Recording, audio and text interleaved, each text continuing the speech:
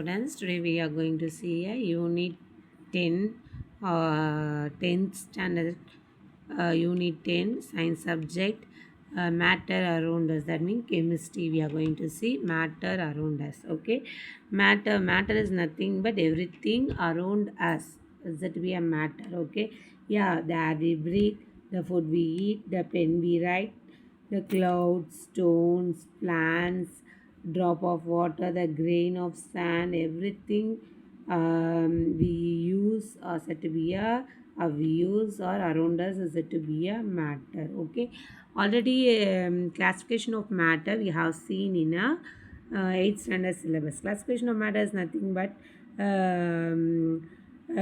the classification of matter on the basis of the physical state. We are differentiate into three parts. One is solid, second one liquid, third one gas.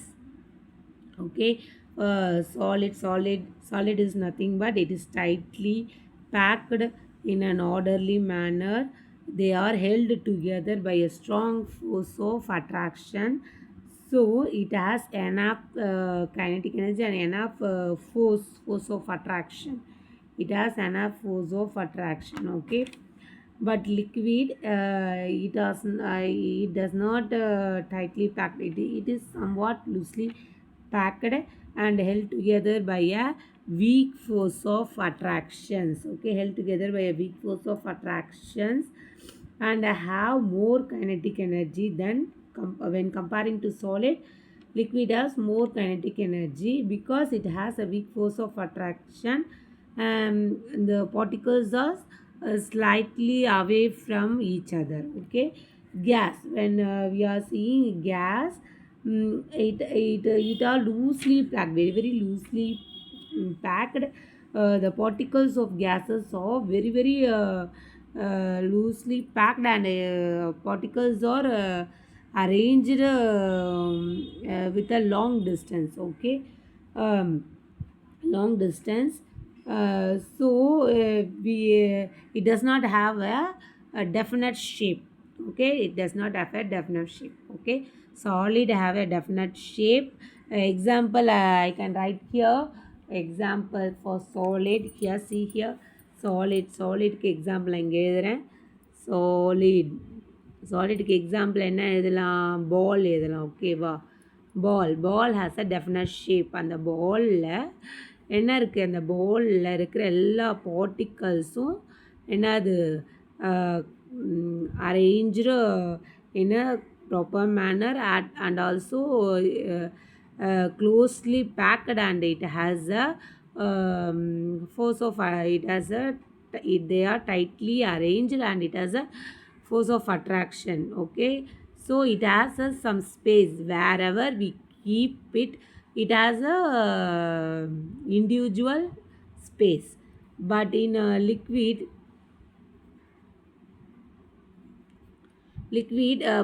பார்த்துக்கோங்க, particles வந்து இதுதான் லிக்விட்னு வச்சுக்கோங்க. இப்படி ஓகேவா, loosely பேக்கடாக இருக்கும். இந்த இதே சாலிடில் நம்ம பார்த்தோன்னா பார்ட்டிகல்ஸ் ஆர் டைட்லி அரேஞ்சு. ஓகேவா, லிக்விடில் பார்த்தோன்னா loosely packed and kinetic energy when compare to சாலிடோட இது கம்பேர் பண்ணும்போது இங்கே நீங்கள் இதை பாருங்களேன். லிக்விடுக்கு வந்து டெஃபினட் ஷேப் கிடையாது. இப்போ லிக்விட்னா வாட்டர் தானே, வாட்டர் இல்லை ஜூஸ் எது வேணால் எதை நம்ம அதை போர் பண்ணோன்னா என்ன கண்டெய்னர் இருக்கோ அந்த கண்டெய்னர் பொறுத்து தான் அது என்ன ஆகும், ஃபில் ஆகும். ஓகேவா, கண்டெய்னர் நம்ம எப்படி கண்டெய்னர் வைக்கிறோமோ அந்த கண்டெய்னருக்கு தகுந்த மாதிரி தான் அது ஃபில் ஆகும்.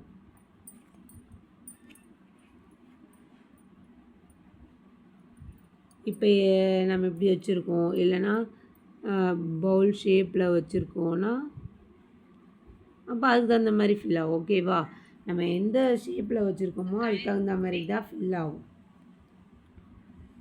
தென் நெக்ஸ்ட்டு நம்ம பார்க்க போகிறது கேஸ் பார்த்திங்கன்னா இது ரொம்ப it has very loosely packed because it does not have it evaporate easily. It also does not have a definite shape. if we fill the gas in a balloon, it has the shape of the balloon. Okay, balloon என்ன ஷேப்பில் இருக்குதோ அந்த ஷேப்பில் தான் அது என்ன ஆகும், fill ஆகும்.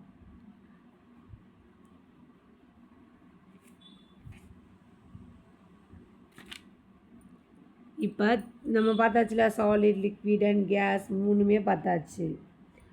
சாலிட் வந்து hold together by a strong force of attraction, but liquid weak force of attraction. நம்ம கேஸை பார்த்தோமா, கேஸ் வந்து very very loosely packed. It also have weak force of attraction. Okay, இப்போ கைனட்டிக் எனர்ஜி பார்த்தோன்னா சாலிடில் kinetic energy இருக்கும். ஓகேவா, when comparing solid and liquidக்கு வந்து kinetic energy அதிகம். Okay, more kinetic energy when compared to solid. கேஸ்க்கு பார்க்கும்போது when compared to solid and liquid, gas have more kinetic energy. ஓகேவா, இது ரெண்டுத்தோடு அதுக்கு அதிகமாக இருக்கும். ஏன்னா அது loosely very very loosely packed. ஓகேவா, இதுதான் 3 types of classification of matters. ஓகேவா, இப்போ நம்ம மேட்டர்ஸில் இங்கே பாருங்கள், மேட்டர்ஸில் இப்போ என்ன பார்க்க போகிறோம் பாருங்கள். மேட்டர்ஸோடைய கிளாஸிஃபிகேஷன் நான் வந்து ஃப்ளோ சார்ட்டில் போட்டிருக்கேன். ஓகேவா, the flow chart given here will help us to understand the chemical classification of matter in detail. Okay, first one, see here, matter is nothing is nothing but things around us that we use. ஓகேவா, மேட்டரில் நம்ம பார்த்துட்டு ஏற்கனவே இங்கே பாருங்கள், அந்த மேட்ரே pure சப்ஸ்டன்ஸாகவும் impure சப்ஸ்டன்ஸாகவும் டிஃப்ரென்ஷியேட் பண்ணலாம். பியூர் சப்ஸ்டன்ஸ் என்ன, elements and components. Impure substance என்ன, homogeneous mixture, homogeneous and heterogeneous. Okay, ஹோமோஜீனியஸ்னால் சேமாக இருக்கும், ஹெட்ரோஜீனியஸ்னால் டிஃப்ரெண்ட் பார்ட்ஸ் இருக்கும். எலமெண்ட்ஸ்னால் nothing but it cannot broken into a simple substance. Element hydrogen எடுத்திங்கன்னா அங்கே பாருங்கள், பீரியாடிக் டேபிளில் நம்ம பார்த்தோம்னா என்ன பார்ப்போம், எடுத்தோடனே ஹைட்ரஜன், அப்புறம் ஹீலியம், அப்புறம் என்ன இருக்கும், அது மாதிரி ஃபுல்லாக வரும் இல்லைங்களா. இப்போ அந்த எலமெண்ட்டை நம்ம எந்த வகையிலையுமே உடைக்க முடியாது. it does not broken into any parts, is said to be a element. ஆனால் காம்பவுண்ட்ஸ் அப்படி இல்லை. காம்பவுண்ட்ஸ் வந்து ஏதாவது 2 சேர்ந்தால் தான் காம்பவுண்ட்ஸ் ஆகும். H2O வாட்டர் எப்படியாவது ஹைட்ரஜன் 2 மாலிக்கல், ஆக்சிஜன் 1 மாலிக்கல். சுகர் பாருங்கள், carbon 12 molecules, hydrogen 22 molecules, oxygen 11 molecules எல்லாம் சேர்ந்தால் தான் சுகர் கிடைக்கிது. அது ஒரு காம்பவுண்ட். சால்ட் வந்து நிறைய சால்ட், NaCl, NaOH, அப்புறம் magnesium chloride, sodium chloride, magnesium chloride, மாதிரி நிறையா சால்ட்ஸ் இருக்குது. அதுவும் என்ன, இப்போ சோடியம் ஹைட்ராக்சைடுனா Na+OH-, அதாவது சோடியம் எலிமெண்ட்டும் இருக்கும், ஆக்சிஜன் எலிமெண்ட்டும் இருக்கும், ஹைட்ரஜன் எலிமெண்ட்டும் இருக்கும் இல்லைங்களா. அதை நம்ம என்ன பண்ணலாம், கெமிக்கல் ரியாக்ஷனில் அதை ப்ரோக் பண்ணலாம். ஏன்னா எலிமெண்ட் வந்து ஒன்றே ஒன்று தான். அது வந்து கெமிக்கல் ரியாக்ஷனில் நம்மளால் என்ன பண்ண முடியாது, அதை ப்ரோக் பண்ண முடியாது. அடுத்தது பாருங்கள், இம்பியூர் சப்ஸ்டன்ஸில் ஹோமோஜீனியஸ் ஒன்று, ஹெட்ரோஜீனியஸ். ஹோமோஜீனியஸ்னாலே சேம். ஓகேவா, யூனிஃபார்ம் காம்பவுண்ட்ஸ் சேமாக இருக்கும். ஆனால் இங்கே ஹெட்ரோஜீனியஸ் பார்த்தோம்னா நான் யூனிஃபார்ம் காம்பவுண்ட்ஸ். எக்ஸாம்பிள் பாருங்கள், இது சுகர், வாட்டர், ஆல்கஹால், இது எல்லாமே ஹோமோஜீனியஸ். இங்கே பாருங்கள், சாண்டு, சுகர், வாட்டர், ஆயில், இது எல்லாமே ஹெட்ரோஜீனியஸ். அந்த லேயர் எல்லாத்தையும் நம்ம சேமாக ஒரு ஜாரில் போட்டோம்னா டிஃப்ரெண்ட்டாக ஆயில் டிஃப்ரெண்ட் லேயரில் காட்டும், வாட்டர் டிஃப்ரெண்ட் லேயரில் இருக்கும், அந்த மாதிரி இருக்கும். அதனால தான் ஹெட்ரோஜீனியஸ். ஓகேவா, இப்போ நம்ம நெக்ஸ்ட் என்ன பார்க்க போகிறோம், எலமெண்ட்ஸ்னால் என்ன. Here, see here, what are the elements? Element is nothing but it cannot be broken into a smaller units or smaller substance. ஓகேவா, அதுதான் நம்ம எலமெண்ட்டுன்னு சொல்லுவோம். ஓகேவா, எலமெண்ட்னா ஒன்றும் இல்லை, நம்ம பீரியாடிக் டேபிளில் பார்த்தாலே ஆக்சிஜன், குளோரின், ஹைட்ரஜன், ஏதாவது சிம்பிள் ஒன்றே ஒன்று எடுக்கிறோன்னா அது எலமெண்ட்டு நம்ம சொல்லுவோம். அந்த சோடியம் தனியாகவும் குளோரின் தனியாகவும் நம்ம எடுத்தோன்னா ரெண்டுமே எலமெண்ட். இப்போ சோடியம் குளோரைட் ரெண்டுமே சேர்த்து போட்டால் அது என்ன ஆகுது, காம்பவுண்டாக மாறிடும். ஓகேவா, இந்த எலமெண்ட்லேயே இங்கே பாருங்கள் மெட்டல் எலிமெண்ட்ஸ் தனியாக, மெட்டலாய்டு எலிமெண்ட்ஸ் தனியாக, நான் மெட்டல் எலிமெண்ட்ஸ் தனியாக போட்டுக்கோம் பாருங்கள். மெட்டல் எலிமெண்ட்ஸ்லாம் என்ன? Copper, chromium, gold, mercury. மெட்டலாய்டெலாம் என்ன பாருங்கள்? Boron, silicon, arsenic. Non metal எலிமெண்ட்ஸ்னால் என்ன பாருங்கள்? Carbon, oxygen, neon, chlorine. இது எல்லாமே என்னதுன்னா நான் மெட்டல். ஓகேவா? எலிமெண்ட்ஸ்னால் ஒன்றுமே இல்லைங்க. இப்போ ஏதாவது ஒன்று உங்களுக்கு புரிகிற மாதிரி சொல்லணும்னா, மியூசிக் எடுத்துட்டாலே என்ன பண்ண மியூசிக்னால் சாங்ஸ் பாடுறாங்க. நம்ம சாங்ஸ் தான் மியூசிக்னு சொல்கிறோம். அந்த சாங்குக்கு மெயின் என்ன தேவை? நோட்ஸ். அதை நம்ம பாடுற மெயின் நோட்ஸ் சரிகமப்பா அதுலேருந்து தானே ஸ்டார்ட் பண்ணுறாங்க. அந்த மாதிரி தான் இந்த எலிமெண்ட்ஸும். Basically the substance on the earth are made up of certain simple substance called elements. ஓகேவா? ராக்ஸ்னாலும் அதில் நிறையா சிம்பிள் சப்ஸ்டன்ஸ் எல்லாம் சேர்ந்தால் தான் அது பெருசாக வரும். அந்த மாதிரி தான் எதுவாக இருந்தாலும் சிம்பிள் சப்ஸ்டன்ஸ் எல்லாமே சேர்ந்தால் தான் நம்ம என்ன பண்ண முடியும்? சிம்பிள் சப்ஸ்டன்ஸ் எல்லாமே சேர்ந்தால் தான் காம்பவுண்ட்ஸ் வரும், எலிமெண்ட்ஸ் எல்லாமே வரும். ஹியர் அந்த சிம்பிள் சப்ஸ்டன்ஸ் எல்லாத்தையும் நம்ம என்ன சொல்லலாம்னா பில்டிங் பிளாக்ஸ் ஆஃப் எலிமெண்ட்ஸ்னு கூட சொல்லிக்கலாம். ஓகேவா? இப்போ மாடர்ன் பீரியாடிக் டேபிளில் மொத்தம் எத்தனை எலிமெண்ட்ஸ் இருக்குது? எலிமெண்ட்ஸ்ன்னு நம்ம பார்க்குறோன்னா அப்போ மொத்தம் எத்தனை எலிமெண்ட்ஸ் இருக்குன்றதை நம்ம மென்ஷன் பண்ணணும். ஹவு மெனி எலிமெண்ட்ஸ் ஆர் த டோட்டலாக எத்தனை எலிமெண்ட்ஸ் இருக்குது? 118 எலிமெண்ட்ஸ் இருக்குது.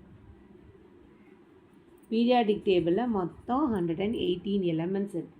அந்த 18 எலிமெண்ட்ஸில் 92 எலிமெண்ட்ஸ் எல்லாம் நேச்சுரலி, ஓகேவா? Naturally we are getting. Okay, 92 எலிமெண்ட்ஸ்லாம் naturally we are getting.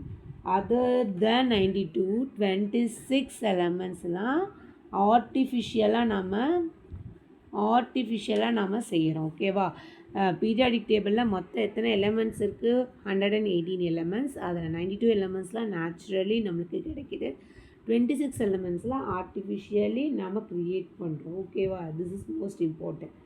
Okay, இங்கே பாருங்கள், எலிமெண்ட்ஸ் காம்பவுண்ட்ஸ்லாம் நம்ம பார்த்துட்டோம்.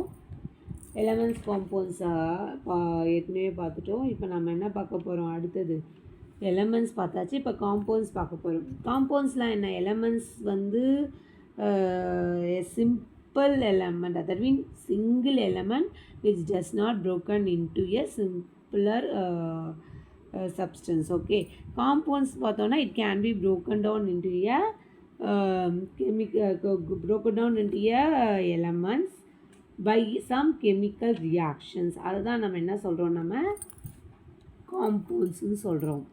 ஓகேவா? when two or more elements combine chemically to form new substance, the new substance is called compound. For example, sugar is made up of 3 elements. ஓகேவா? இங்கே பாருங்கள், நான் இங்கே எழுதுகிறேன், சுகர் கீழே எழுதிக்கிறேன். சுகர் பாருங்கள்,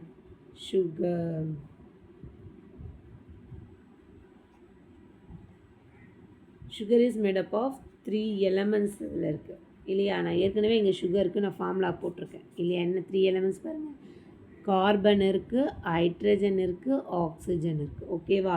3 எலிமெண்ட்ஸ் சேர்ந்து தான் என்ன ஆகுது? காம்பவுண்ட் ஃபார்ம் ஆகுது. ஓகேவா? அந்த 3 எலிமெண்ட்ஸையும் நம்ம